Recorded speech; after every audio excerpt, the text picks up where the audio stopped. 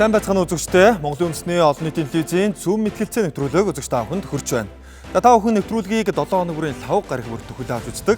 За энэ 7 хоногт бид оролцогчдоо 100 төгрөгтэй явснаас 100 найзтай явсан дээр гэсэн сэдвийн хүрээнд мэтгэлцүүлэхэд бэлэн боллоо. Нэвтрүүлгийн хамтран ажиллагчаар Монголын мэтгэлцээний нэгдсэн танхим ажиллаж байна.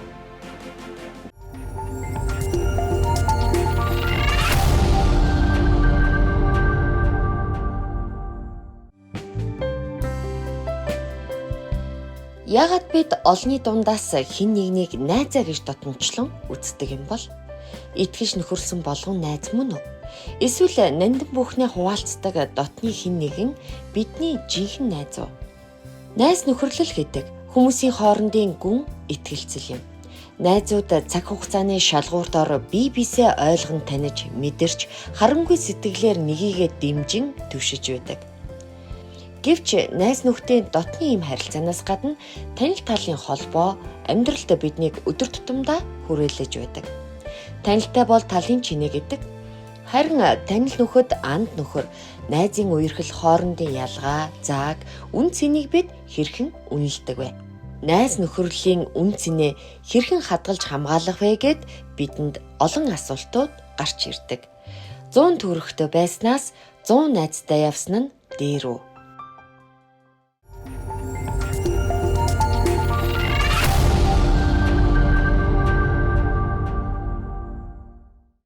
Нэвтрүүлгийн сэдвийн хүрээнд та бүхэнд танилцуулгыг хүргэлээ. За ингээд 100 төгрөгтэй явсан дээр үү, 100 найзтай явсан дээр үү, ямар гаргалгаанууд манай мэтгэлцэгчдэд, оролцогчдод байна. Бид бүхэн дуудахгүй танилцуулна. За ингээд юуны түрүүнд нэвтрүүлгийн мэтгэлцэгчтэй оролцогчдоо та бүхэнд танилцуулъя. Нэгдүгээр энэ дэр Монгол Улсын их сургуулийн хуулийн сургуулийн 3 дугаар түвшний оюутан Беркли клубын гишүүн парламентын мэтгэлцээнээр 3 дахь жилдээ хичээлж байгаа Ганбатын номин дээр. 2 дугаар энэ дэр Монгол Улсын их сургуулийн хуулийн сургуулийн 3 дугаар түвшний оюутан Беркли клубын гишүүн парламентын мэтгэлцээнээр мөн 3 дахь жилдээ хичээлж байгаа мэтгэлцэгч Мөнх Жаргалын гоо марал. 3 дугаар энэ дэр Их засаг олон улсын их сургуулийн хуулийн сургуулийн 4 дугаар түвшний оюутан Open Mind клубын зөвлөлтөргөө 4 дахь жилдээ мэтгэлцэж байгаа Бат хотгоны Мөнгөн Заяа. 4 дугаар энэ дэр Шинжлэх ухаан технологийн их сургуулийн барилга архитектурын сургуулийн 4 дугаар түвшний оюутан Empowerment клубын зөвлөлтөргөө 3 дахь жилдээ мэтгэлцэж байгаа мэтгэлцэгч Шижир Баатрын Амгалан баяр. За үржил ирсэн мэтгэлцэгчдээ оролцогчдоо баярлалаа. Та бүхэн нэвтрүүлгийн сэдвт танилцсан. Ингээд эхний хэсэг болох үндэслэл илтгэлийг эхлүүлье. Нэгдүгээр ог багийн ахлагч Ганбатын номин дээр үндэслэл илтгэлийг танилцуулан цагийг явуулж эхэллээ. За сайн байцгаана уу, та бүхэн энэ өдрийн мэндийг хүргэе. 100 найзтай явсан дээр үү, эсвэл 100 төгрөгтэй явсан дээр үү гэдэг шийдэлээр ярилцахаар ирсэн байна. За өнөөдөр бид нар маш олон зүйлийг давж туулахын тулд маш хурцтай нийгэмд амьдарч байгаа. Энэ хурцтай нийгэмд бид нар нийгэмдээ оршиж тогтнохын тулд мөнгөтэй, эд хөрөнгөтэй, эрх мэдэлтэй байхыг эрмэлзэх нь зүй ёсны хэрэг. Гэхдээ үүний хажуугаар бид нар бол нийгмийн амьтан. Хүн бол нийгмийн амьтан. Тэгэхээр юу гэж илэрхийлээд байна вэ гэхээр хүн нийгмийнхаа амьтныхаа хувьд найз нөхөдтэйгөө найзлах, мэдрэмж сэтгэлээ хуваалцах, тэр бүх баяр зовлонгоо хуваалцах нь өнөөдөр бидний хувьд буюу оюутан залуус бидний хувьд хамгийн чухал үнэт зүйл нь болж өгч байгаамаа гэдгийг хэлхийг хүссэн юм. За яагаад?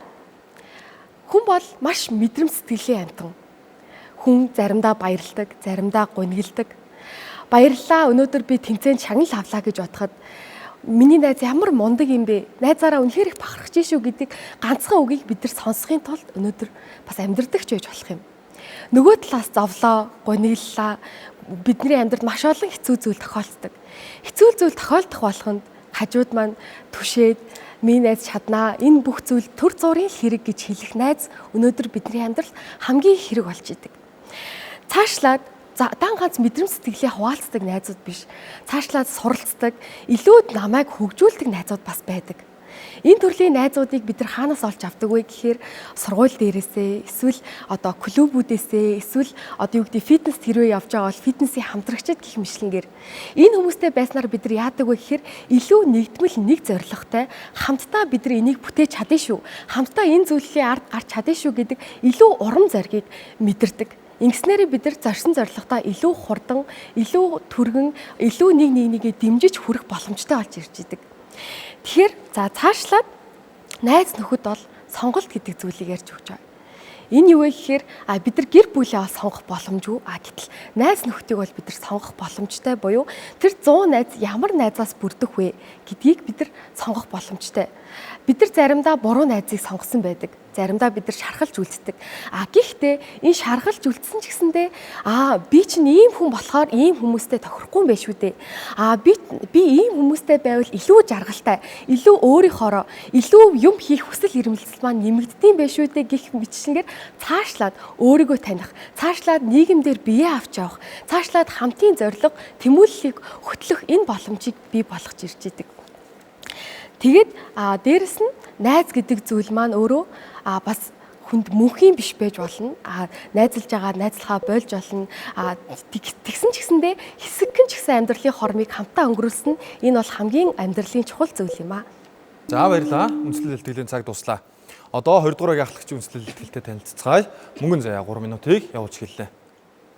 За сайн мэцгаанууд та бүгдээ энэхүү орой мэндийг хүргэе. За тэгэхээр 100 найз бөгөөд 100 төгрөг энэ хоёрын ялгаа бөгөөд асуудал нь юу байгаа юм бэ? Мэдээж өнөөдөр манай талаас бол мөнгө буюу 100 төгрөг нь илүү үнцэнтэй, найз нь үнцэнгүй гэдэг асуудлыг бол ярихгүй. Энэ хоёр бол мэдээж хоёулаа яг ижил зүйл байгаа юм. Гэхдээ анх энэ 100 төгрөгтэй байснаас 100 найзтай явсан дээрээ гэдэг үг маань өөрөө үүсэж гарч ирэхдээ тухайн цаг үедээ бол мэдээж нөхөрлөл буюу найз гэдэг нь өөрөө үнцэнтэй байсан. Тэгвэл цагаараа байдаггүй, цахилдаг хөхөөрөө байдаггүй гэж. Учир нь юу юм бэ гэхээр 1925 оноос бол ерөнхийдөө яг төгрөг гэдэг зүйл анх бий болж гарч ирсэн үе. Энэ үеэс яг нэг Монгол тэмдэг бий болоод ирэнгуут л энд мөнгө болоод хүн чанар гэдэг зүйлийн ялгаа гарч ирж ирсэн үе. Мэдээж цаашлаад улбаалаад 21-р зуун гараад ирсэн чинь хүмүүс өнөөгийн нийгэмдээ дасан зохицоод юм уу аль эсвэл нөгөө техник технологи хурдтай хөгжиж байгаа дэвшилтэт технологийн үед амьдарч байгаа болоод ч тэр юм уу энэ нөхөрлөл гэдэг нь өөрөө урвуугаар ашиглагддаг болсон. Магадгүй нөхөрлөлийг эрх мэдлэр чимлүү. Тэгэхээр яг үндсэн нь өөрөө хаана оршоод байгаа юм бэ гэхээр ерөөсөө л нөгөө нэг мөнгө найз уу гэдэг сонголтын дээр тулгарч ирээд байна. Гэхдээ бид нар аль нэгийг нь давуу эрхтэйгээр сонгох боломжгүй зүйл. За тэгвэл нөгөө тал маань ярьж байна л да. Хүн бол нийгмийн амьтан. Мэдээж зөв хүн бол нийгмийн амьтан. Гэхдээ хүн өөрөө нийгэмшиж байгаа цаг үеэсээ шалтгаалаад өөрөө яг ямар зан характертэй буюу аль зүйлийг илүү эрхэмлэн дээдлэх вэ гэдг нь бий болдог. Тэгэхээр яг одоо бол 10 жилийн хүүхдүүдээс илүүтэйгээр цэцэрлэгийн наснаас нь ахуулаад нийгэмшиж байгаа цаг үеийн өөрөө бүхий л зүйл дээрээ мөнгө гэдэг зүйлийг эрхэмлдэг болчихсон байна. За тэгвэл үүнээсээ улбаалаад найзыг бид нар нэгдмэл зорилгоор яг өөрийнх нь дэмждэг, урам өгдөг тийм хүмүүсийг сонгож найзалж болно штэ, хүрээлэлээ зөв сонгож болно штэ гэдэг асуудал яригдана. Гэхдээ үүнээсээ улбаалаад нөгөө нэг үнцэн гэдэг зүйл хүн бүрийн найз нь хэний ч найз бишээ гэж. Өнөөдөр тантай найзлаад маргааш өөр нэг хүнтэй тантай өөр хүмүүсийг бий болгоод өөр хүрээлэлд амьдарч байхыг хинч үгүйсэхгүй байхгүй. Тийм болохоор бид нар ерөөсөө л нөгөө нэг энэ найз гэдэг үгийг чинь бид нар өнөө цагта ерөөсөө л эрх мэдэл танилын хүрээгээ ашигладаг болчихсон юм байна. Нэг газар очиод бид нар номер дугаар оожир авъя гэхэд за тэнд ажилтдаг хэн байдаг вүлээ гэж хамгийн түрүүнд боддог болохоос ш өнөөдөр надад хэдэн төгрөг байгаа вүлээ би энийг яаж хэрхэн санхүүгийн тогтвортой байдлыг бий болгож өөрөө өөрийнхөө төлөө явах вэ гэдэг нөгөө зан характер маань өөрөө алга болчихсон. Энэ нь юу хэлээд байгаа юм бэ гэхээр нөгөө хараат гэдэг зүйл дандаа хүнээс хараат бус болчихсон тийм зүйлүүд яригдж байгаа гэсэн. Тэгэхээр ерөөсөө л үннээрээ бол үхэр тэргээр туулайг үүснэ гэдэг шиг бид хин нэгнийг харах бус өөрийнхөө үнцнийг бүтээхийн төлөө явах нь зүйтэй байна гэдэг асуудал яригдж байна. За баярлалаа, цаг дуслаа. За багийн ахлагчдын үндэслэл илтгэлийг бид хүлээн авлаа. Одоо багийн гишүүд дэмжлэг илтгэлтэй. За багийн ахлагчдын үндэслэл илтгэлийг нотлох хэлбэрээр оролцуулна. За 2 болон 4 дуурин дээр Гомарл Амгалан баярнаар. За та бүхэн 4 минутын хугацаа авъя. За энэ хугацаанд мөн биенээсээ нийтдээ асууж хариулах боломжтой шүү гэдгийг сануулъя. 2 дугаар энэ буюу 1 дугаар багийн гишүүнээс эхэлье. За цагийг явуулж эхэллээ. За та бүхэнд энэ өрөө мэндийг хүргэе. За 100 төгрөгтэй байснаас 100 найзтай байсан дээр гэдэг тал дээр манай ярилцж байгаа талаас болохоор мөнгө нөхөрлөл хоёулаа чухлаа гэдэг зүйлийг ярьж байна. Манай талаас үүнийг хүлээн зөвшөөрч байгаа. Мөнгө нөхөрлөл хоёулаа чухал. Гэхдээ дээр гэхлээр аль нэг зүйлээрээ дээр болох гэдэг. Тэгвэл үүнийг юун дээр дэнслэх вэ гэдээ аваад үзэхээр бид нар өнөөдөр дэлхийн ертөнцид яах гэж ирдэг юм. Уур манаа шиг үзэгдээд өнгөрөх энэ 70 80 жилдээ бид нар өнөөдөр ад жаргалтай амьдрах гэж ирдэг. жаргалтай байх гэж жаргалыг хайх гэж ирдэг. За тэгвэл жаргалтай байхын гол нууц нь юу юм бэ гэд Харвард сургуулийн сэтгэл зүйч Роберт Волд ингээд судалгаа хийсэн байна л да. За тэгээд 700 гаруй хүмүүсийн бүр 75 жилийн амьдралыг судлаад үзэхэд ер нь бол ямар хүмүүс хамгийн жаргалтай байсан бэ гэхлээр эрүүл харилцаатай, нөхөрлөл сайтай тийм хүмүүс нь жаргалтай байсан. Гол нь мөнгөтэй хүмүүс биш. Ер нь баян тэрбумтнууд зөндөө байсан мөртлөө ганцаардалд орчихсон, уйдгартай амьдралдаа үнэхээр сэтгэл гутралд ороод амиа орлсон тохиолдлууд хүртэл олон байсан. Тэгэхээр энэ судалгаагаар аваад үзэх юм бол яг энэ хоёрыг дэнслэхээ хүрвэл хүнд эрүүл харилцаа, нэг нэгээ хүндэлдэг, ойлгодог, сонсдог, дэмждэг тийм харилцаа чухал юм байна гэдэг зүйлийг илэрхийлж болно. За тэгээд манай нөгөө талаас ингээд одоо цаг үеийн юм болцсон. Цаг үеийн мөнгийг илүү үздэг болцсон гэдэг зүйлийг ярьж байгаа. Тэгвэл дахиад гарал үүслийн тайлбарлавал мөнгө бол зүгээр л хэрэглээ. Энэ бол дуустдаг зүйл. Энэ бол зүгээр л цаасан дээрх бидний солилцооны хэрэглөөр анх таваарыг солилцоход хэтэрхий төвөгтэй байсан учраас бид нар мөнгө гэдэг хэмжүүрийн хэрэгслийг гаргаж ирсэн. Тэгвэл одоо бидэнд юу хэрэгтэй? Тэр үед бол бидэнд найз нөхөрлөл гэдэг зүйлийг нэгнийгээ хайрлах, хамгаалах, хамтаараа амьдрах, амьд үлдэхийн төлөө илүү аж аргалтай байхын төлөө энэ харилцаа нь бий болсон. Ингээд үзэхээр ер нь хүний амьдралд мөнгө бол зүгээр хэрэглээ юм байна. Тэгвэл одоо залуус буруугаар ойлгоод байна. Одоо залуус мөнгө юу юунаас илүү юм шиг тэр мөнгөний төлөө хүн юу ч хийж болох юм шиг зүйлийг яриад байгаа. Тэгвэл бид нар мөнгөний төлөө найзаагаа худалдаг биш үү? Найз илүү чухал. 100 төгрөгийн төлөө 100 сая төгрөгийн төлөө ч байсан өнөөдөр 100 найзтай байсан дээр шүү. Найзтай байна гэдэг чинь өөрөө юу гэсэн үг юм бэ гэхээр тэр хүний итгэлийг алдахгүй байх гэсэн үг байхгүй юу? Итгэл гэдэг ямар чухал зүйл юм бэ? Найзтай амлсан амлалтандаа хүрдэг байх, хүрхийн төлөө хичээдэг байх. Зөвхөн өөртөө сайн найзтай байх, сайн найзыг хайхаас илүүтэйгээр өөрөө хэн нэгний сайн найз байгаа юу гэд бид нэр өөрөөсөө асуугаад үзэх хэрэгтэй. Хэн нэгний сайн найз байгаад хэн нэгний амьдралын утга учир байна гэдэг чинь өөрөө үнэхээр үн цэнтэй зүйл юм. Нэг тийм алдартай үг байдаг шүү дээ. Асуух асуулт байна. За эхлээд мэдээж найзаа тодорхойлсон илүү зүйтэй байх. Яг найз гэдгийг яг таны талаас яг юу гэж харж байна вэ? За, найз гэдэг бол итгэлцэл дээр тогтсон харилцаа. Нэгнийгээ хайрлаж, ойлгож, хүндэлж, уучлж мэдээж бид нэр хүн болсныхоо хувьд алдаатай байгаа, оноотой байгаа, амьдралд олон зүйлийг туулж яваа. Бүдэрч унах үе байгаа, босоод мандах үе байгаа. Мөнгөтэй байсан ч мөнгөгүй байсан ч үе байгаа. За нэг жишээ авах юм бол би 1-р курстаа анх оюутан болж ирээд нэг найзтайгаа хамт бид хоёр ингээд уг нь гайгүй мөнгөтэй оюутнууд байгаа. Сүүлдээ бүр хавран өлсөөд шилэндөөд ороод цоваа хувааж авах мөнгөгүй болтлоо бид хоёр ингээд хоёулаа нэрээ за ганц бичээцсээ хуваагаад аваад годамд идээд сувидаа гэдэг тийм үе бидэнд байсан. Тэнгүү тэр үед юу болж байгаа вэ гэхэлэр үнэхээр ганц бичээ найзтайгаа хуваагаад идэхэд өлсөж байсан ч гэсэн тэр ямар амттай байсан. Дараа нь би өөрөө мөнгөтэй болоод найзгүй ганцаархнаа үнэтэй тансаг ресторан суусан ч гэсэн өнөөдөр би үнэхээр ингээ ганцаархнаа хоол идэх мэдрэмж ямар байх вэ те.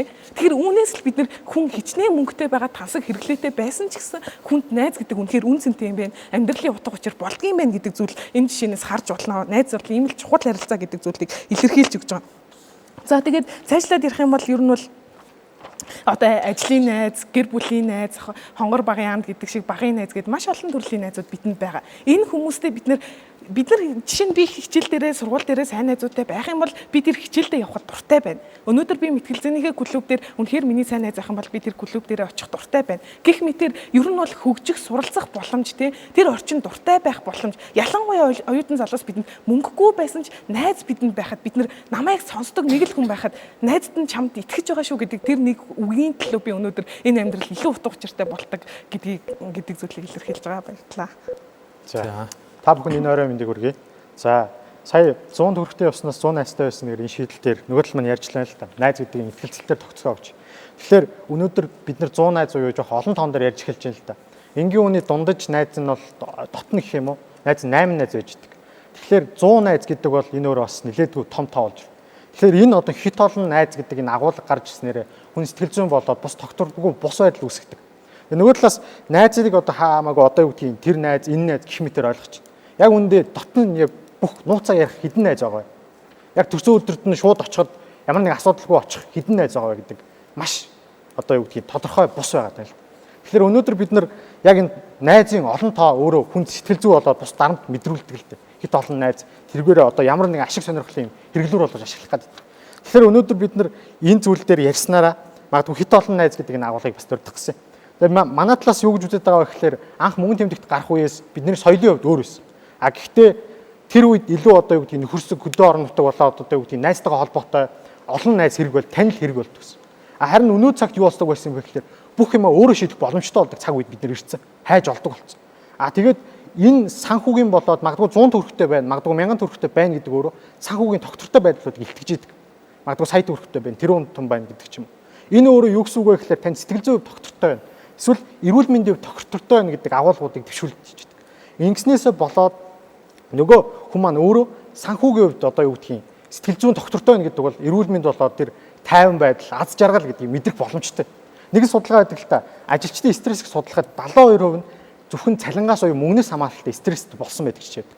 Яг үүнтэй адилхан мөнгнөөс маш олон зүйл ингээд хамаарч биднэрт өөрчлөгдөж идэг. Нөгөө л нэг солилцооны хэлбэр гэсэн агуулгаар хүрэхээс илүүтэй энэ бол бидний амьдрахад нэг хэрэгцээтэй чухал асуудал юм байна гэдгийг анхаарч үзэх нь зүйтэй байгаа.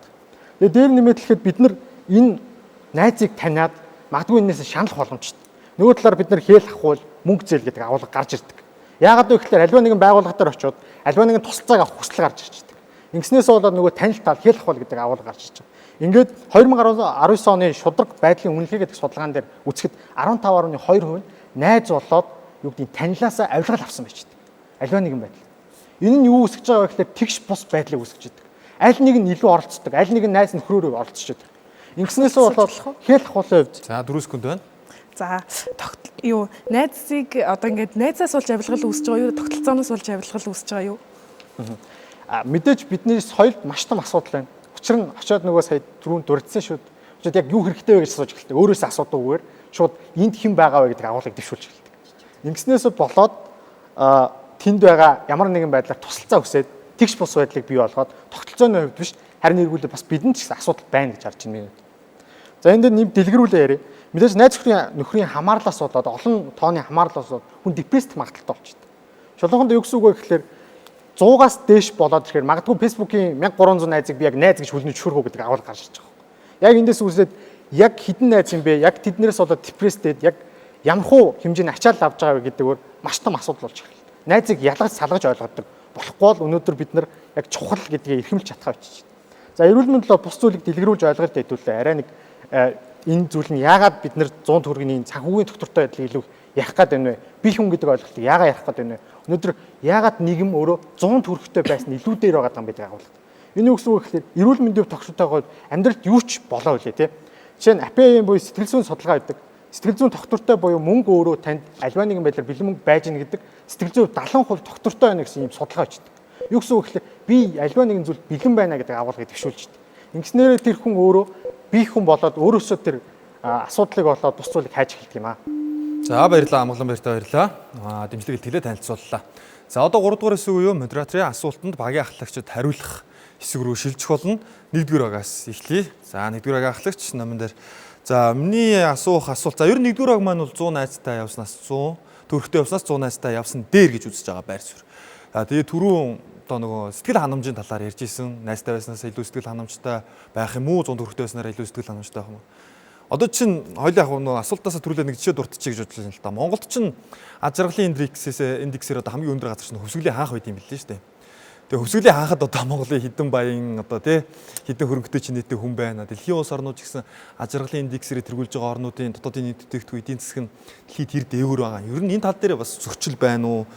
Бас байр суурийн сонсъё. Хоёрдугаар найзын сонголтын талаар ярьж ирсэн.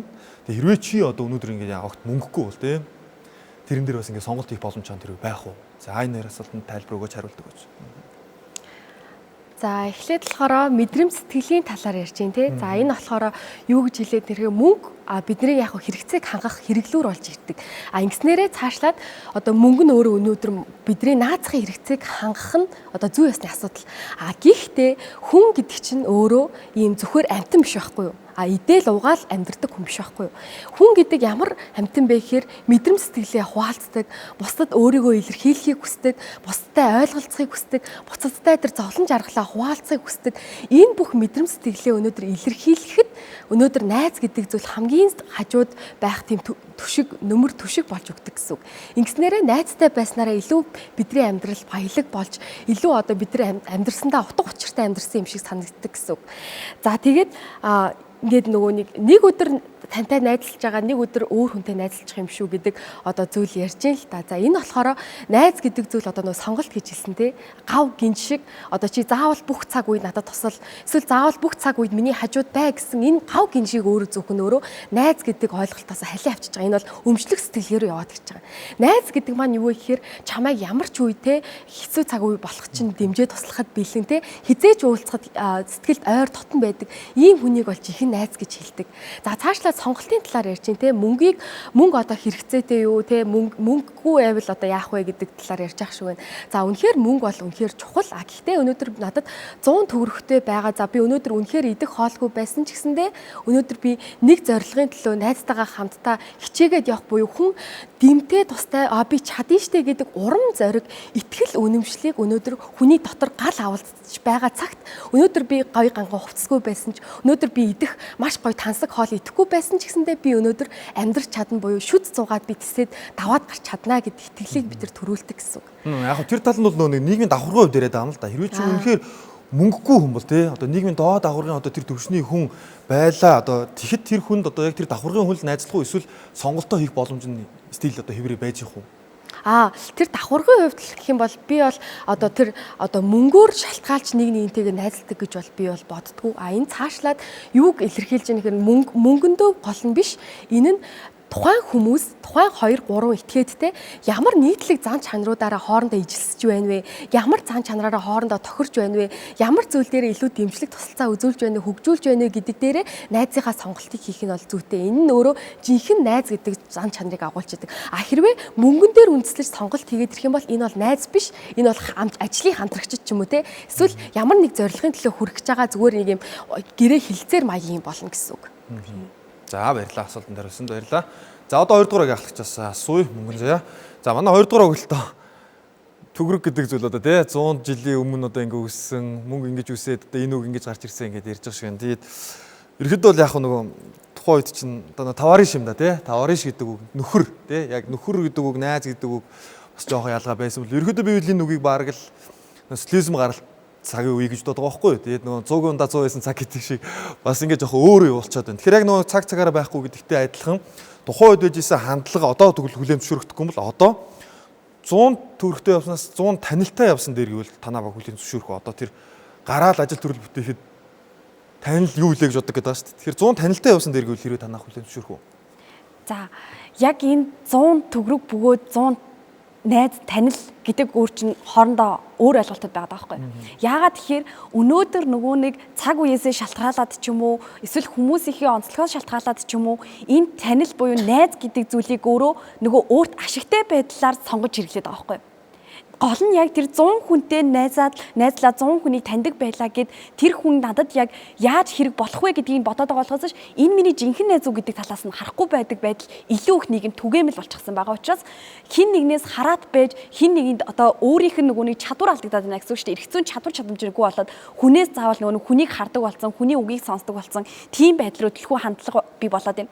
Тэрний хооронд та өөрийнхөө сахилга баттай тийм өөрийнхөө сэтгэл зүг удирдах чаддаг тийм бэжиж нөгөө нэг 100 төгрөгөө цуглуулсаар агаад баяжих боломж нь хүртэл байгаад байна те. Аль эсвэл тэр 100 төгрөгөөрөө бид нар өнөөдөр 100 төгрөгтэй байлаа гэхэд би хин нэгнээс очиод 100 төгрөг гуйхаасаа илүүтэйгээр өнөөдөр би 100 төгрөгөө яаж өсгөх вэ гэдэг талаараа бодох боломжтой болоод ирж байгаа.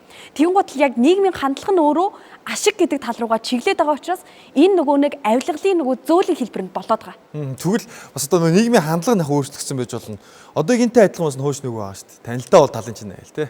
Аавын бид газар үз, агтны бид газар үз, аавын бид хүнтэй танилцгээл те. Тэгвэл эдгээр өөрчлөгдөж байна уу? За энэ бол яг нөгөө нэг тухайн цаг үедээ одоо яг нөгөө нэг Монгол хэлний үгийн сан чинь өөр айгу баялаг штэ. Тэгээ баялаг болохоор нөгөө нэг бүх зүйлийг л яг төсөөллөөр аль эсвэл дандаа хэлж байгаа үг утга бүрэн дандаа ямар нэгэн зүйлийг агуулгыг илэрхийлж яддаг гэсэн. Гэтэл одоо цаг өнгөрсөн цаг хугацаа хоёр нь өөрчлөгдөд байгаа байхгүй. Яг энэ нөгөө нэг нийгмийн давхарга, нийгмийн тогтолцоо, нөгөө хөгжил, техник, технологиос шалтгаалаад ч юм уу энэ нь өөрөө өөрчлөгдөд байгаа учраас тэр үгүүд нь яг өнөөдөр боддороо хэрэглэгдэх гэхээс илүүтэйгээр эсрэг урвуу утгыг нь илэрхийлээд байна л гэдэг агуулга. За баярлалаа. Түрүүний азралын индексийн тал дээр нэгдүгээр асуултан дээр тэр тал дээр бас тайлбар өгөөч гэж хүсэж байна. Ерөнхийдөө бол би бол танаа баг тэрэн дээр нэлээд эсрэг байр суурьтай байх болов уу гэж бодоод байна. Тийм. Ерөнхийдөө одоо яг нийгэм чинь яалтчгүй л эдийн засгийн байдлаасаа ч юм уу, хөгжилт, хотжилт, хүн амын өсөлтөөсөө болоод ч юм уу, яалтчгүй л хамгийн нэгдүгээр тавигддаг зүйл бол нөгөө нэг хөдлөл хөрөнгө нөмөр зогсвол зоос гэдэг чинь яг бий болчиход байгаа байхгүй нийгэмдэр. Тийм болохоор яг аз жаргалын индекс яг өнөөдөр энэ 100 найзтай байснараа яг тухайн хүнийг аз жаргалтай байлгаж гинүү гэдэг талыг бодох нь өөрөө асуудалтай. Яагаад вэ гэхээр өнөөдөр хүн олон найзтай байх тусам стресстэй төртөд байгаа байхгүй. За би өнөөдөр тэрэнд нөгөө нэг цэцгээтэйгээ уулзах байдаг л навчаан тэндээс уулзъя гэдэг. Гэтэл цэцгээ навчаа хоёр хоорондоо танихгүй зөвхөн миний найзууд байгаад байдаг. Би тэгэн гутал алинд нь цаг зарцуулах уу тэр хоёр надад хоёулаа найз хэрэгтэй байгаад байдаг. Тэгэн гутал эцсийн хариулт сонголтоо хүн яаж хийгээд байв гэхээр надад хин нь ашигтай гэлээ. За цэцгээ авилгатай тэмцэх газарт ажилладаг, навчаа дэлгүүрт ажилладаг, надад аль нь ашигтай билээ гэдэг талыг л баримталдаг болчиход байгаа байхгүй. Тэгэхээр яг энэ найзын хүрлэл гэдэг зүйл л өнөөдөр аз жаргалын индексэд бол үл хамаарна гэж бодож байна. За баярлаа. За ингээд дараагийн хэсэг рүүгээ шилжицгээе. За энэ бол одоо тайлбар илтгэл хэсэг байх болно. Тайлбар илтгэл хэсэгт хоёр багаас төлөөлж нэг мэтгэлцэгч оролцсноо. За багууд нэг гишүүнийг сонгоно. За нэгдүгээр багаас тайлбар илтгэл хэсэгт хэн нь оролцох вэ? Нөгөө 4 байгаад байдаг. За би орчих. За багийн ахлагч 2 дугаар багаас. За мөн багийн ахлагч оролцохоор боллоо. За ингээд 1 болон 3 дугаар энэ дөр буюу багийн ахлагчид нэвтрүүлгийн 4 дугаар хэсэг буюу тайлбар илтгэл хэсэгт оролцсон. За багууд нэмэлт тайлбаруудаа хийх болно. За ингээд 1 дугаар багаас эхлэе. 1 дугаар эндрийн 4 минутын хугацааг явуулж эхэллээ. За нөгөө багийн маань зүгээс юу гэж яриад байна гэхээр цаг үеийн асуудлыг маш хөндөж чинь тий. За цаг үе өөр болсон хүн танил хараад байна, эрх мэдэл хараад байна, тий авилгал өгөөд байна гэх мэтлэнгээр зүйлүүдийг ярьж байна. Энэ цаг үе дээр харин жинхэнэ за тэр одоо дээр үед бол ингээд ийм хэрэгцээтэй байдаг байсан. Одоо бол ингээд баг найзын хэрэггүй ганцаараа хүн өөрийнхөө санхүүгийн боловсролыг л дээшлүүлээ явчих талаар ярьж байна. Гэтэл цаг үеэ ярих юм бол харин ч бид нар 10 жилийн өмнө, 20 жилийн өмнө нөгөө гадаа нөгөө шороотойгоо хутгалтаад нөгөө найзуудтайгаа өстө доцолтоо тоглолтоод байдаг байсан үе. Одоо бол яаж гинөө бид нар илүү нөгөө утас сошиал те ганцаараа бүхнийг хийдэг болсон те найзтайгаа ярилцахч бараг шаардлагагүй нөгөө чат GPT-гээр ярьдаг ч юм уу те гих мэтлэнгээр ингээд ирэхээр нөгөө цаашлаад нөгөө нэг нэгнтэйгээ харилцах харилцааны асуудлууд үүсэж ирж байгаа. Буюу тэр ганцаардлын мэдрэмж те одоо нөгөө маш олон ийм anxiety одоо маш олон тийм сэтгэл зүйн асуудлуудыг өнөөдөр ярьж эхэлж байна. Харин дээр үед бол илүү нөгөө нэг нэгнтэйгээ харьцдаг найзыг илүү чухалчилдаг байснараа илүү нөгөө нэг тэр мэдрэмж сэтгэлээ хуваалцах. За цаашлаад одоо нөгөө заавал ашиг яриад байна л та одоо нөгөө мөнгө төгрөг яриад байна. Яг үүндээ хүн заримдаа амьдрал зүгээр нэг тэнэг байгаад те бүр нэг өөрийнхөө бүр ингээд биеийг бүр сул хаяад те бүр ингээд тэнэг юм яриад те маазрах үе хүнд бас тийм хэрэгцээ байдаг. Хүн заавал амьдрал байнгын мөнгө төгрөгийн араас хөөцөлтөөл ингэж явах нь өнөөдөр бидрийг харин ч илүү стресстүүлдэг те. Гэтэл стрессээрсээ түр ангижаад тийм ээ 1 хоног 7 хоногийн 1 өдөр те найз нөхдөдөө сайхан өөрийнхөө чөлөөтэй одоо тэр мэдрэмж сэтгэлээ хуваалцаад ингээд хамт байх нь өнөөдөр аз жаргалын төвшнийг бол миний бодлоор бол илүү ихсэгдэг гэж бодож байна. Энэ ч утгаараа энэ нийгэмдээ буюу энэ илүү юм хурдцтайгаар мөнгөний араас хөөж байгаа, эрх мэдлийн араас хөөж байгаа энэ нийгэмдэр харин жинхэнэ илүү найзын үнц нь өнөөдөр чухал юм а гэж хэлж байна. За 3 дугаар энэ төрлөө шилжүүллээ. За тэгэхээр ялцчгүй найзын асуудал бол хүний сэтгэл зүйг дэмжиж өгдөг, нэг нэгээ ойлгодог, яг хажууд нь байх түшиг тулгуур болж өгдөг гэж ярьж байна л да. Тэгвэл өнөөдөр энэ найз гэдэг хүн тухайн хүний сэтгэл зүйг нь чагнаад өөрийг нь яг илэрхийлээд ойлгоод түшиг тулгуур нь болж чадж байгаа юм бол нийгэмд өнөөдөр яагаад сэтгэл зүйч эрэлттэй байгаад байгаа гэдэг нэг асуудал. Өнөөдөр яг тухайн найз гэдэг хүн яг амьдралын нөгөө нийгмийн хэрэгцээн дээр байгаад байна уу? Аль эсвэл яг нөгөө нэг өөрийнх нь сэтгэл зүйн асуудал дээр байгаад байна уу? Энэ хоёр яг тэнцвэртэй байж чадж гэнэ үү гэдэг асуулт. За нэгдүгээрт найз гэдэг бол хүн бол төгс биш те. Дээрэс нь найз нөхөд болгон одоо юу гэмдэ хүн одоо юу гэдэг одоо яг сэтгэл зүйчийн төвшөнд буюу сэтгэл зүйн асуудлуудыг яг шинжлэх ухааны төвшөнд энийг судалж мэдэж тайлбарлана гэж угаасаа байхгүй те. Эндний одоо юу гэдэг одоо тийм одоо найзууд үнэхээр алчиг надад бол яхаа байдаг гэхдээ хүн болгонд бас байх одоо тийм юугүй. Гэхдээ энэ дээр ямар юу явагдаж байгаа нэхэр хүн болгон тэр сэтгэл зүйчэд очих одоо өнөөдөр мөнгө төгрөг нь хаана байгаа вэ те.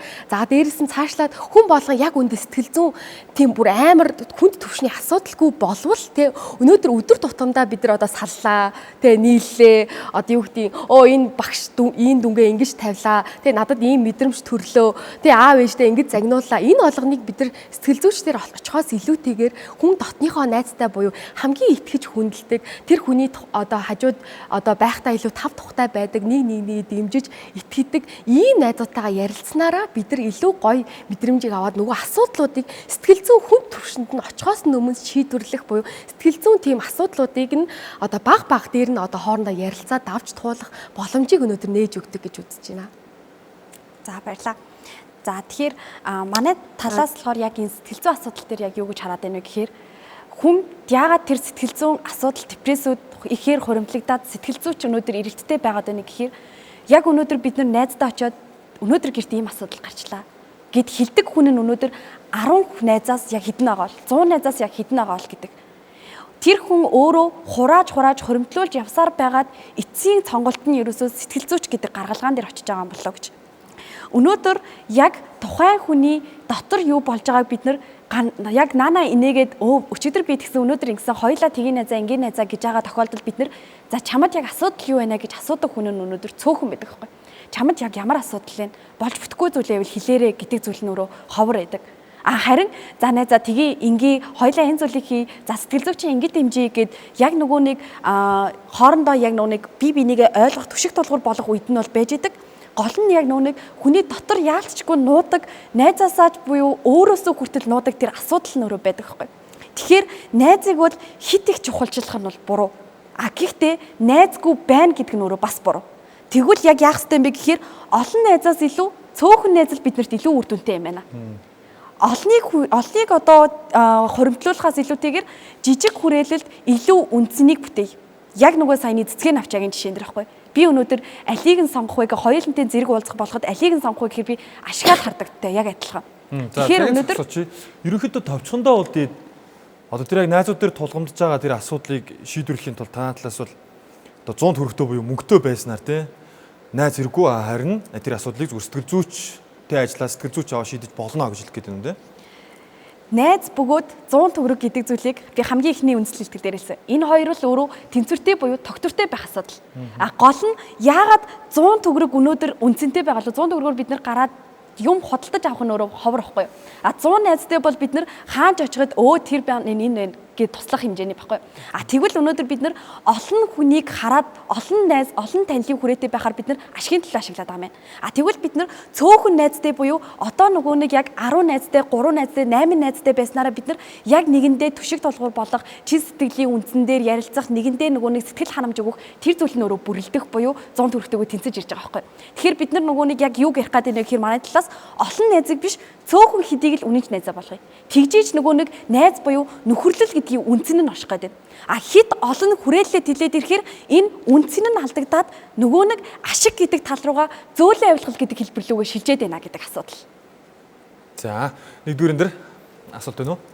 За, энэ дээр нөгөө авилгалын талаар ярьж байна те. За, тэгэнгүүт ашиг хараад байна гэж байна те. За, ашиг харж тэр хүнтэй найзалж байгаа найз өнөөдөр надад 100 найз буюу би найзаагаа үнэлж гин үү эсвэл би мөнгийг буюу их мэдлийг ч юм уу те олж авахыг илүүд үзэж гин үү гэвэл тэр тухайн тэр найзыг ашиглах гээд байгаа тэр хүн маань өөрөө мөнгийг чухалчилж байна гэсэн үг байхгүй юу.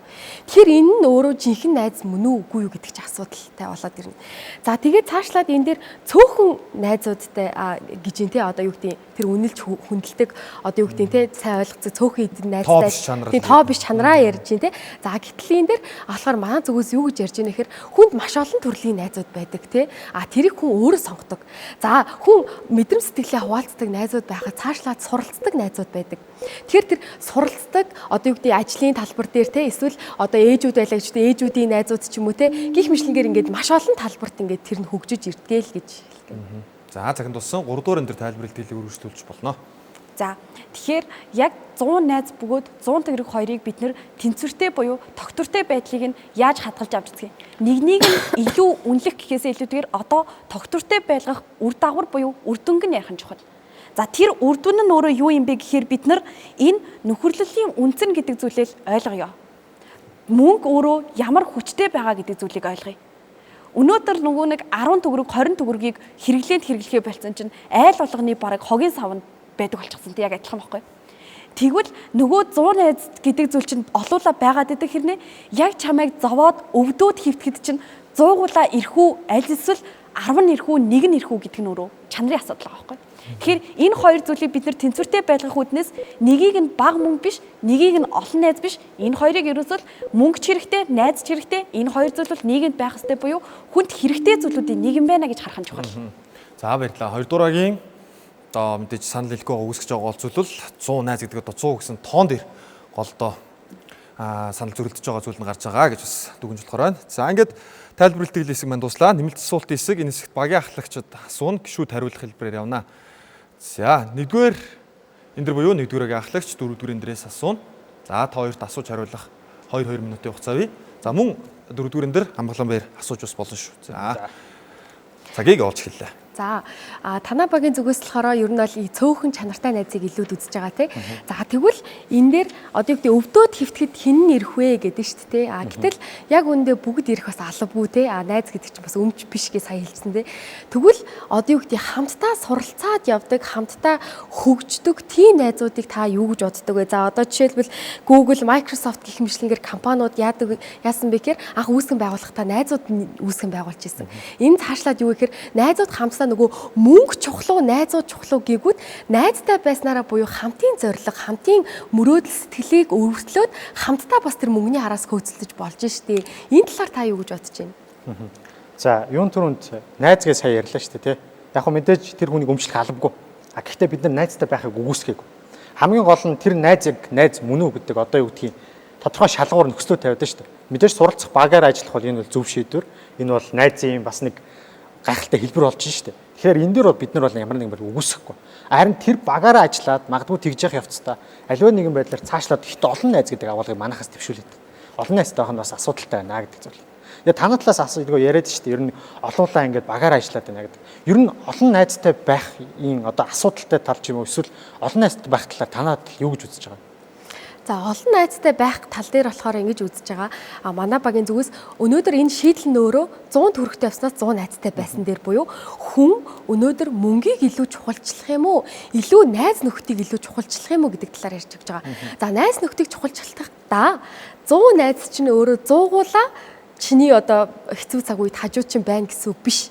Энэ 100 найз ямар найзуудаас бүрддэг гэхээр хүнд маш олон төрлийн мэдрэмж сэтгэл явагддаг.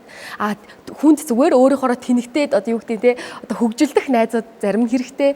Заримд нь ямар одоо юу гэдэг клубээрээ одоо жишээлбэл бид нар мэтгэлцээ явж байна те. Мэтгэлцээний найзууд байна те. Цаашлаад одоо юу гэдэг өөрийн чинь илүү одоо хурдцтай хөгжүүлэхэд тусалдаг одоо бие галбирыг чинь хөгжүүлдэг ч байна уу те. Эсвэл одоо юу гэдэг хамтдаа зүгээр хоорондоо ярилцаа суудаг ч юм уу те. Эсвэл бүр нөгөө багын найз 10 жилийн найз гэх мэтлэгээр бүр ингэж бага наснаасаа хамт байсан найзууд гэх мэтлэгээр энэ 100 найз гэдэг юм чинь өөрөө одоо юу гэдэм бэ хүн тухайн хүн өөрөө өөрийнхөө хэрэгцээ шаардлага тухайн хүн өөрийнхөө нөхцөл байдал тохируулаад сонгож авч байгаа тэр найзуудыг хэлж байгаа. Тэрнээс 100 найз 100 гуулаа одоо тэр чинь гол нь найз гэдэг үгэн дээр байгаа байхгүй юу? Тэр дунд найз тэр 100 найз 100 гуулаа найз л байх хэвээр. Тэрнээс ашиг харсан хүмүүс биш гэсэн үг. Нэг зүйлийг бас нэлээд тодруулмаар санагдлаа л та.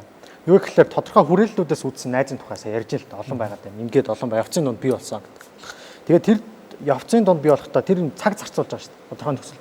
Тэр найзтай цаг зарцуулаад одоо юу гэдгийг тэрэнд бас нэг тодорхой хувь нэмэр оруулаад тэрийг ч одоо хуваарлахаас болоод бас тэр хүнд ачаал бас үүсэх боломжтой.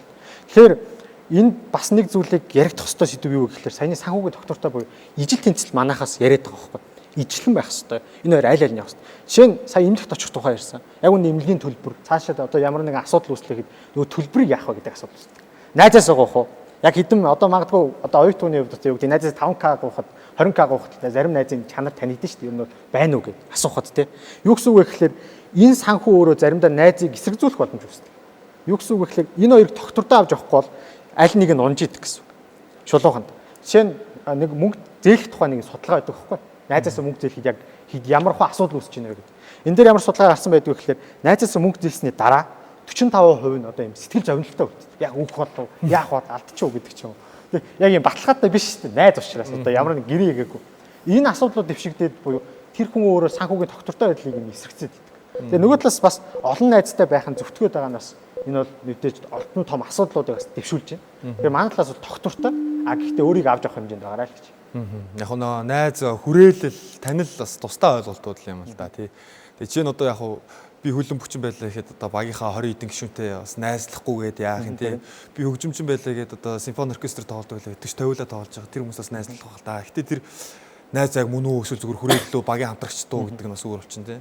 А нөгөө талаараа яг найз гэдэг чинь чиний дижидэг нохооч гэж болно тий. Чиний хамгийн сайн найз чиний аавч гэж болно тий. Энэ маш ер нь их том ойлголт байх гэж бодож байна. За дараагийн 2 дугаарыг ахлагч асуун цагийг явуулж эхэллээ.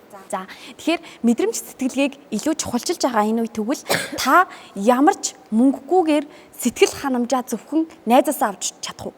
Одоо яг нөгөө нэг найз чинь зөвхөн чиний хэрэгцээг хангадаг найзаасаа мөнгө асуугаад байх шаардлага байхгүй штэ гэдэг агуулга энд яг явагдаад байгаа штэ.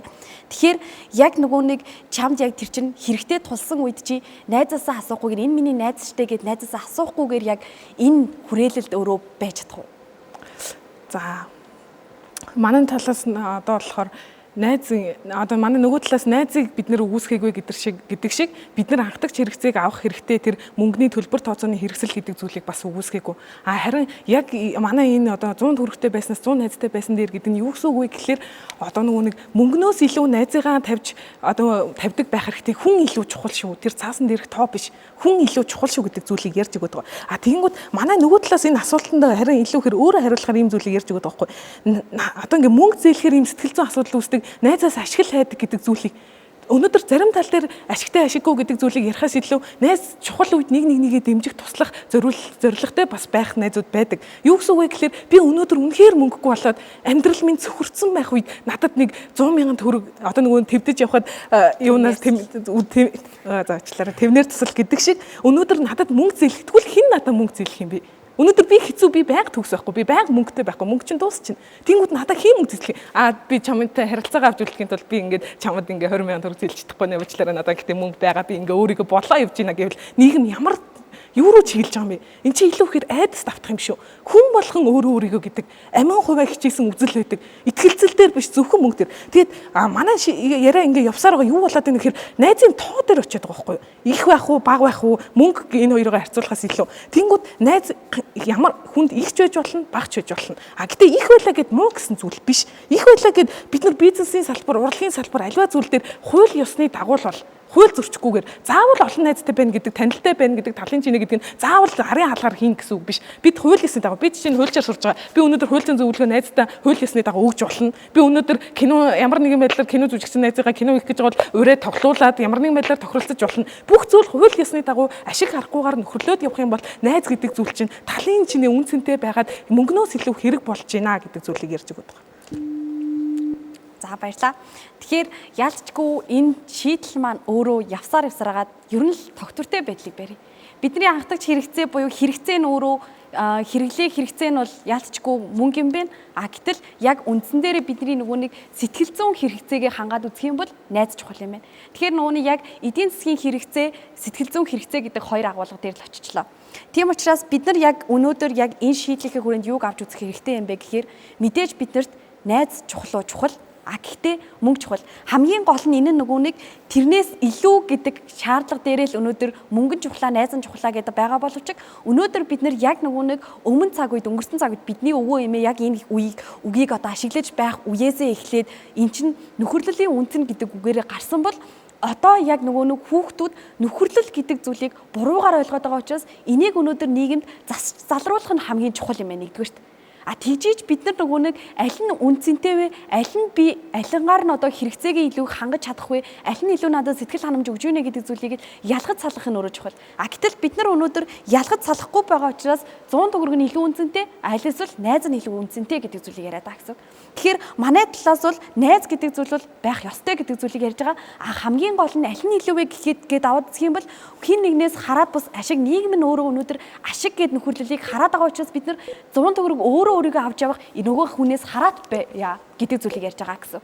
Тэгэхээр яалтчгүй нөгөө нэг энэ 100 төгрөг 100 найз гэдэг зүйл бол ерөөсөө тэнцвэртэй байдлын илэрхийлэл юм байна. За баярлалаа. За ингээд үзэгчтэй нэмэлт асуултын хэсэг дуусч байна. Сүүлийн хэсэг дүгнэлт илтгэлийн хэсэг рүүгээ шилжицгээе. За дүгнэлтийн эхний мэтлэлцэгч 4 дүгээрэн дээр Амгалан баяр. За дүгнэлтийг 2 минутын хугацаанд багтаачилан цагийг явуулж эхэллээ. За баярлалаа. Өнөөдөр бид нэр 100 төгрөгтэй явснаас 100 найзтай явсан дээр гэдэг сэдвээр мэтгэлцлээ. Тэгээ нүрэнд гаргасан асуудлууд эцсийн үр дүндээ найз чухал уу, мөнгө чухал уу гэдэг асуудал дээр тунжлаа л. Мэдээж хоёуланг нь манай талаас адилхан тэнцвэртэй авч чухалчилсан.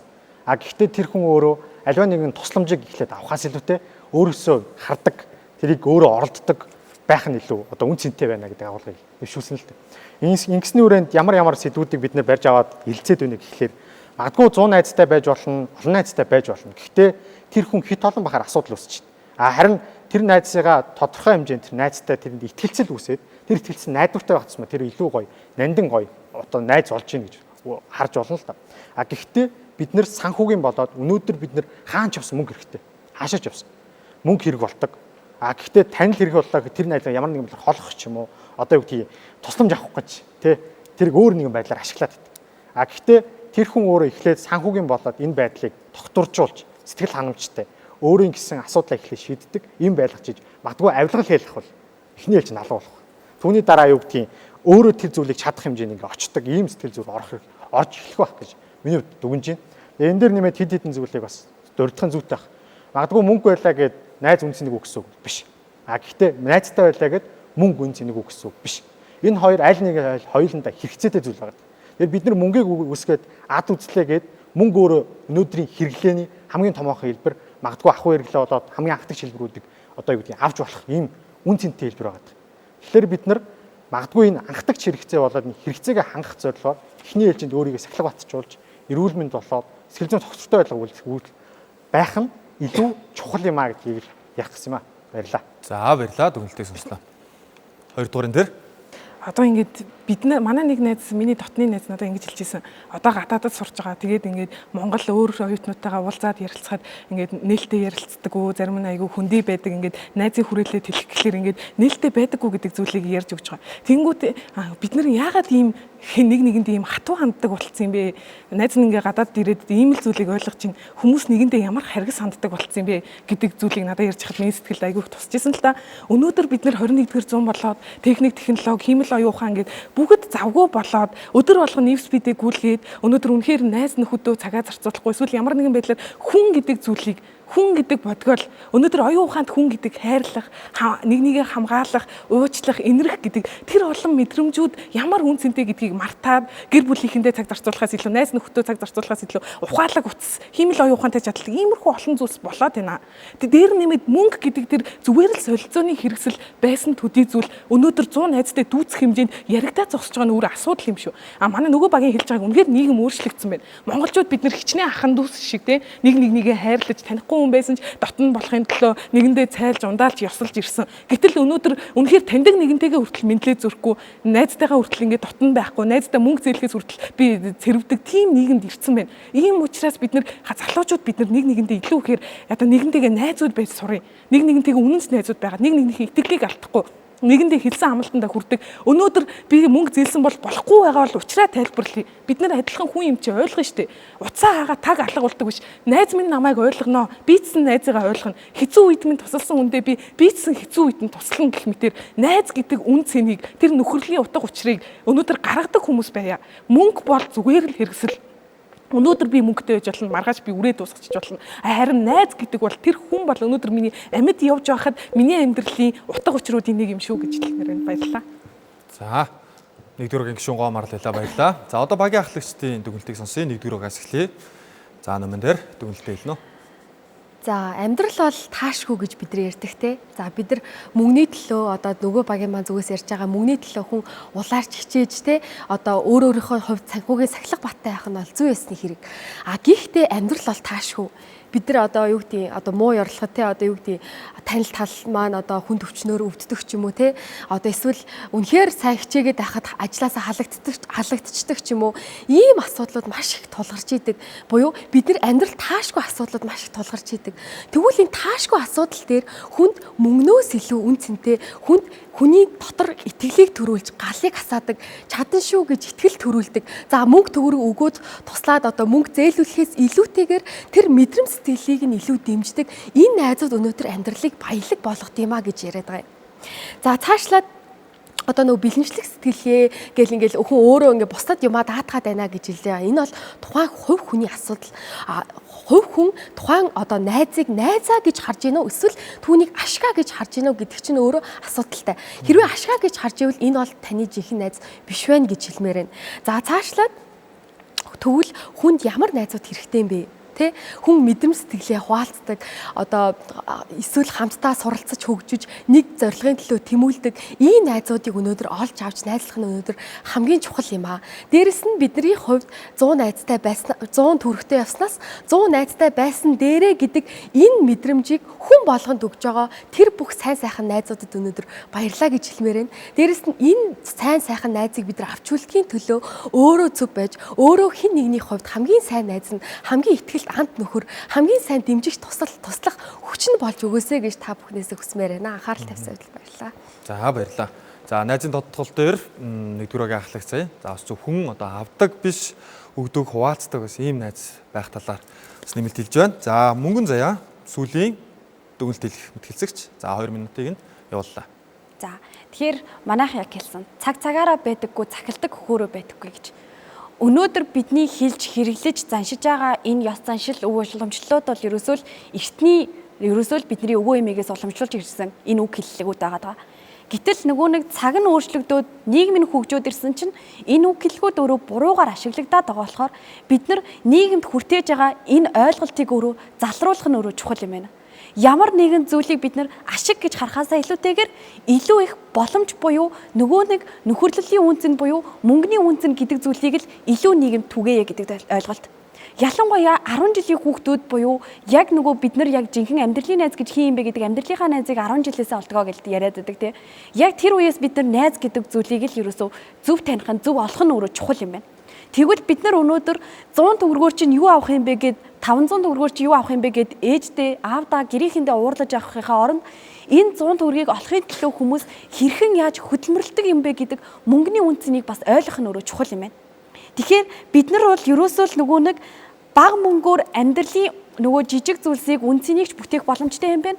Олон найзаарч буюу цөөн хідэн найзаарч гэсэн өөрийнхөө сэтгэл ханамжийг өөрөө бүтээж чаддаг юм байна гэдэг дүгнэлтэд хоёр талаас хүрж байгаа юм байна. Тэгэхээр бид нар ерөөсөө нөгөө нэг 100 төгрөгтэй байснараа хин нэгнээс хараад өөрийнхөө туршлага хуримтлалаар өөрийгөө бүтээх нь үнцнийг бол бүтээж өгж байгаа юм байна. Харин олон найзтай байснараа бид нар хин нэгэнтэй нөгөө нэг хамтдаа хөгжиж суралцаад өсөж дэвжихийн илрэл үнцнийг өөрөө бүтээж өгч байгаа юм байна. Тэгэхээр эцэст нь яг юу хэлэх гээд байгаа юм бэ гэхээр энэ өөрөө нийгмийн буруу хандлага, буруу ойлголт юм байна. Тийм учраас бид нар өнөөдөр олон танилын хүрээ, олон найзаа бид нар ашиг гэж хараад байна. Харин мөнгийг бол бид нар нөгөө нэг эн чинь бага мөнгө болохоор үнцэнгүй юм байна. 100 төгрөгөөс илүү 10,000 илүү үнцэнтэй байна гэдэг буруу ойлголт явагдаад байна. Тэгэхээр 100 найз буюу 100 төгрөг гэдэг бол адил тэнцвэртэй ойлголт юм байна. Баярлалаа. За баярлалаа. За ингээд өнөөдрийн зөв мэтгэлцээ нэвтрүүлгийн энэ удаагийн дугаар өндөрлөж байна. За 100 төгрөгтэй явсан дээр үү, 100 найзтай явсан дээр үү гэдэг талаар хоёр багийн мэтгэлцэгчид мэтгэлцлээ. Тэгээд энэ сэдвийн хүрээнд бол 100 найзтай явах нь ямар асуудал вэ? Найзадаа тоо биш чанар чухал. За мөн одоо тэнцвэртэй байдал нь хэрхэн чухал нөлөө үзүүлдэг. За мөн 100 төгрөг гэхээс илүү мөнгө найзаас илүү чухал юм уу үгүй юу гэдэг дээр одоо мэтгэлцсэн үзэгчид та бүхэн ч гэсэн өөрсдийн дүгнэлтийг дотроо тунгааж байгаа үзье. За ингээд нэвтрүүлгийн энэ 7 хоногийн мэтгэлцэгчтэй оролцогчдоо та бүхэнд дахин танилцуулъя. За өнөөдөр нэвтрүүлэгт 1-р эндэрт Монгол Улсын их сургуулийн хууль зүйн сургуулийн 3-р түвшний оюутан Беркли клубын гишүүн парламентын мэтгэлцээнээр 3 дахь жилдээ хичээлж байгаа мэтгэлцэгч Ганбатын номин дээр оролцлоо. Баярлалаа. 2-р эндэр Монгол Улсын их сургуулийн хууль зүйн сургуулийн 3-р түвшний оюутан Беркли клубын гишүүн парламентын мэтгэлцээнээр 3 дахь жилдээ хичээлж байгаа мэтгэлцэгч Мөнх Жаргалын Гоо Марал оролцлоо. Баярлалаа. 3-р эндэр 2-р агийн анхлагч их засаг олон улсын их сургуулийн хууль зүйн сургуулийн 4-р түвшний оюутан Open Mind клубын зөвлөлтөргөө 4 дахь жилдээ мэтгэлцэж байгаа мэтгэлцэгч Баттотгоны Мөнгөн Заяа оролцлоо. За талархлаа. 4-р эндэрт шинжлэх ухаан технологийн их сургуулийн барилга архитектурын сургуулийн 4-р түвшний оюутан Empowerment клубын зөвлөлтөргөө 3 дахь жилдээ мэтгэлцэж байгаа мэтгэлцэгч Шижирбаатарын Амгалан баяр нар тус оролцлоо. За та бүхэндээ үргэлжлүүлж нэвтрүүлэгт оролцсонд маш их баярлалаа. За тэгээ сурлагын хөтөлбөрийн өндөр амжилтыг хүсье. За үзэгчдээ зөв мэтгэлцээ нэвтрүүлгийн 7 хоногийн дугаар өндөрлөж байна. Зөв мэтгэлцээнээр бид зөв гарц гаргалгаа хайх болно. Дараагийн дугаараар шинэ сэдвээр шинэ оролцогчид мэдлэгдснэ. Баяр та үзэгчдээ.